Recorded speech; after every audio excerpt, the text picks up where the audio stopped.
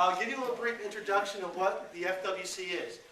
FWC, in the late 90s, you guys voted for a constitutional amendment to merge the old GFC and the Florida Marine Patrol to become the Florida Fish and Wildlife Conservation Commission. It was a constitution thing that passed back, I believe, 98, and we're the only state agency that's in the Constitution, so you can't get rid of us unless you pass another constitutional amendment. The reality of what we do is there's only a handful of us out here at any given time, covering one county or two counties. Sometimes it just be the two of us out. We're responsible for all the boating, saltwater, freshwater, inland, hunting. Majority now in the last few years is going to boating safety. It's about going out there, stopping people, looking for life jackets, fire extinguishers, checking fish so they have fish. Basically, that's it. That's what we're doing nowadays. We have occasionally to go work the woods. It's unfortunate we don't get in the woods as much. And we'll bring it up since there's a lot of kayakers here and stuff like that.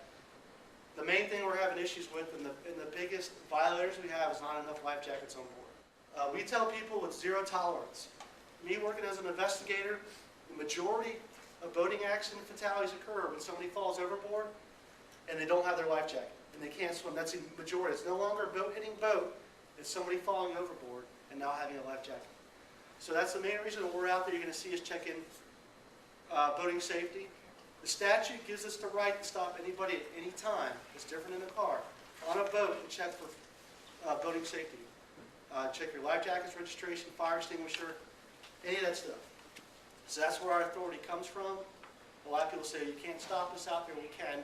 It's all for boating safety reasons and fisheries life jackets. Same with kayaks. Kayaks, you got to have one life jacket per person. You got to have a noise producing device. It can be a whistle or a horn. It can't be your mouth. It has to be a mechanical noise producing device. And if you could be out there at night, but you just have to have a flashlight with you to make sure you go like that to shine people.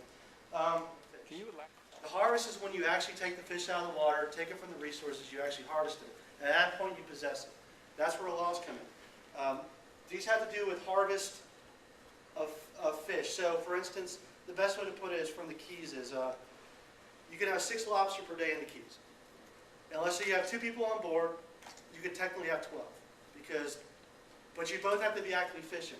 Let's say, I'll use them in the back, Mr. and Mrs. Lesko are out there fishing in the Keys, and Mr. Lesko he's the one in the water, and he gets his 6 lobster.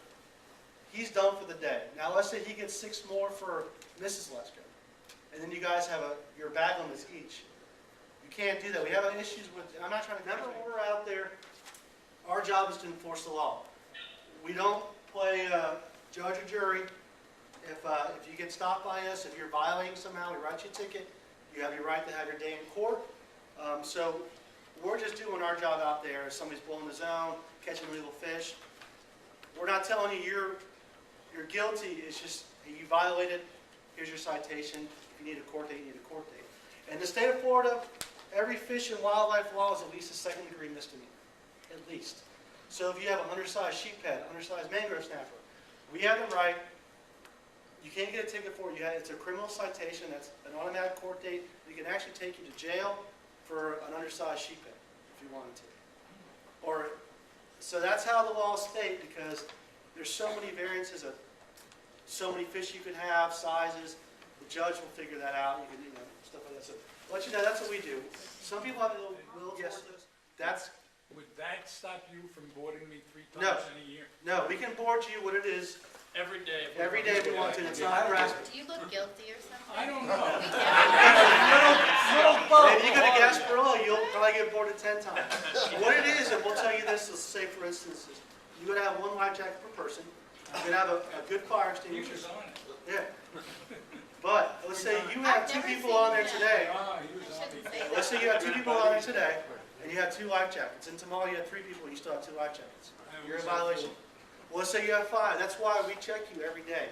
The way they say is boating and fishing are highly regulated in the state of Florida. That's what gives us so many rights above everybody else. Search and seizure laws and stuff like that. It's different than the regular police. It is. Yes, Right. Can't stop you. Right. Yep. They got to have a violation to stop you. So we don't need no violation at all.